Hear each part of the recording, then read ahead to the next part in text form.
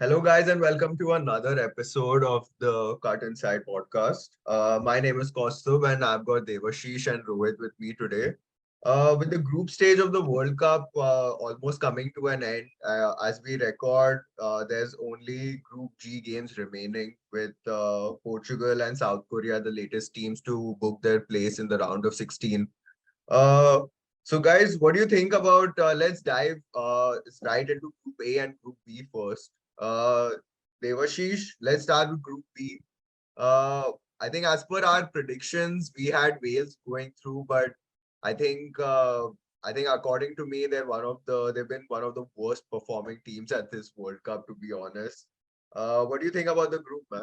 USA impressed me, but they were more like, they were playing very beautiful football, but couldn't actually take the chances. Tyler Adams has been impressive, man. He's been Mm-hmm. excellent, and they have been good.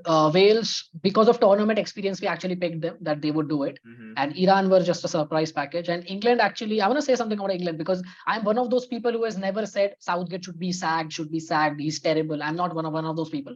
And I think he's proving something. And another player who I actually felt a lot for, because I am a bit emotional guy when it comes to football, and I felt a lot for Maguire. And I thought he was a lot of the time he was targeted specifically when the whole team was actually not performing well at Man United as well. And I'm very happy to see him play well again. I always said this: if you think Maguire is terrible, then just try to watch a bit more football because he's not as terrible as everyone thinks. But again, yeah, there could be different opinions on that. I feel good for Maguire. He's getting minutes. He can prove something now going ahead. He was a massive part of that team that actually made it to the Euros final. Massive part of the team that Man United made it to the Europa League final. So when you are a massive part of two teams that are making finals, you're not a terrible player. You are a good player in a particular system. And Southgate, I think he's actually making mistakes, but he's getting away with it. That's pretty much my analysis of that group. And US have been interesting. Mm-hmm. Rohit, what do you think? Group B. Yeah, I think Wales made it interesting for all the wrong reasons because this group was supposed to be pretty straightforward after England battered Iran in the first game. So, and like the fact that USA also were unbeaten in the first two games, although they had only 2 points, they would have been favorites against Iran either way. But then Wales losing to Iran in the 98th minute and then 101st minute. Bro, what's up with the stoppage times in the World Cup, man? Every game has around 10 to 15 minutes, which is actually making all games exciting, and that's probably what's added to this group's intrigue towards the end. So I think England and USA deservedly going through. I think based on quality, those two teams were like, even though Iran got results against Wales and performed reasonably well against USA, I think these two teams deserve to go through. I think our prediction, although it was completely wrong, I think from what I saw of Wales, it just seemed like the players of that team, the Bales and Ramsey and Joe Allen. This was just one tournament too far from them. They just don't have it anymore. Had a And with Belgium vibe to it. Yeah, exactly, like a budget Belgium. But with USA, I think really impressive performance. I think they're one of the youngest teams at the tournament, and I think, yeah, as you mentioned, they do have an issue that they lack like a proven number nine to lead the line, because they have quality elsewhere on the pitch. Their wingers are great, like in Pulisic and Vea, solid midfield, and even their back line is pretty good. So I think it's going to be interesting as to how they perform in the round of 16. So coming on to who these two teams will face, Group A ultimately saw Netherlands and Senegal go through. I think I overestimated Qatar here. I felt like they would sort of sneak in. That was a Uh, And howler, man. That FIFA, was a FIFA, howler. FIFA have overestimated Qatar.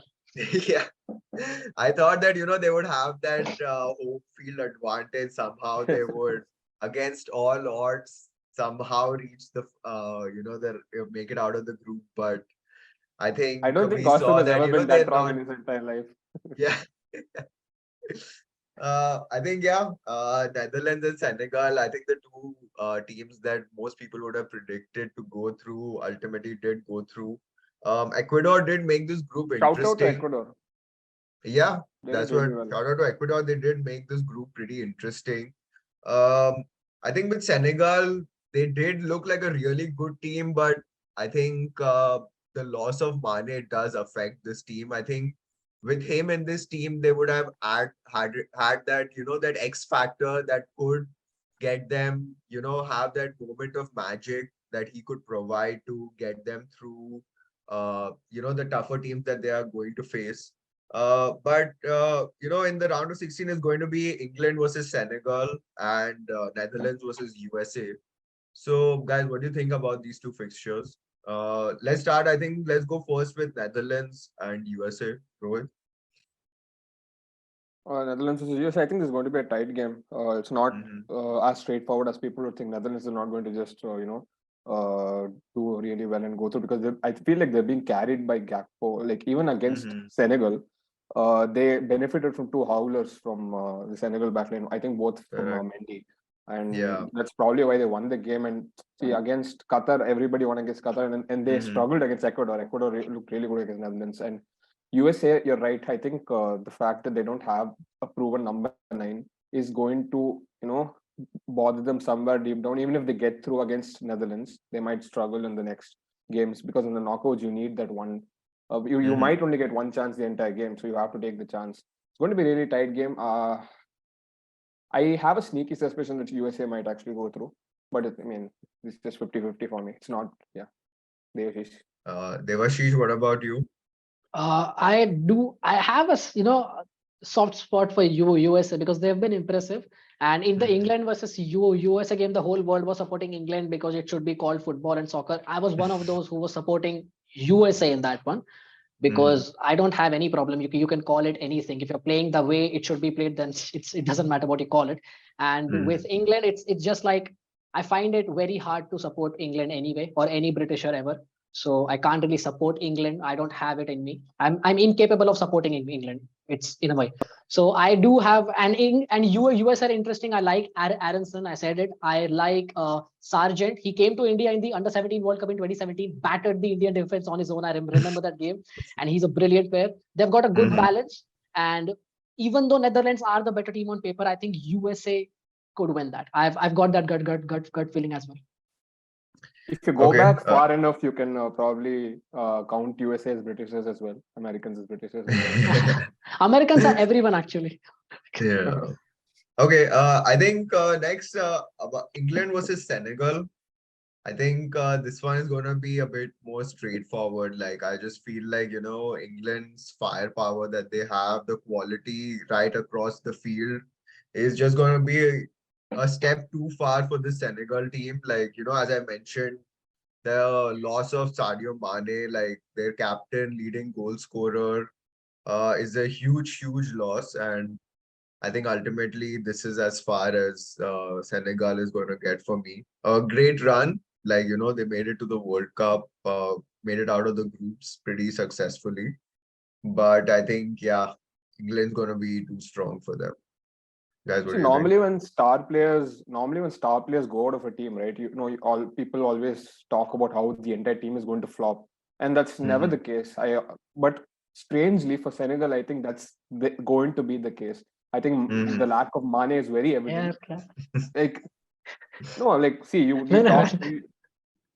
No, for every other team, you take the star player out, and you see people saying that the whole team is going to suffer, and that's Mm-hmm. more often than not the case. Like teams really do well, and even if you take, for example, Ronaldo out of Portugal, he's like the star player, right? It's not like Portugal is going to suffer a lot, but Mm-hmm. for Senegal, they don't have attacking firepower. That's their entire problem. I think they're entirely Yeah. dependent on Mane. So yeah, that's like the defensively solid. I think attacking wise, they really would have loved to have Mane in the next few games, but yeah, that's going to be their downfall.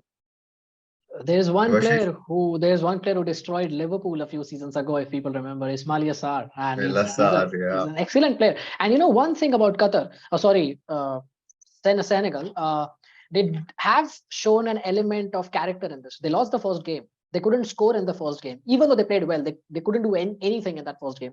Then to beat Qatar is nothing special. But then to beat Ecuador is special because Ecuador were a solid team, and they were actually, I Mm. think they were behind by a goal, if I'm not completely Yeah, wrong.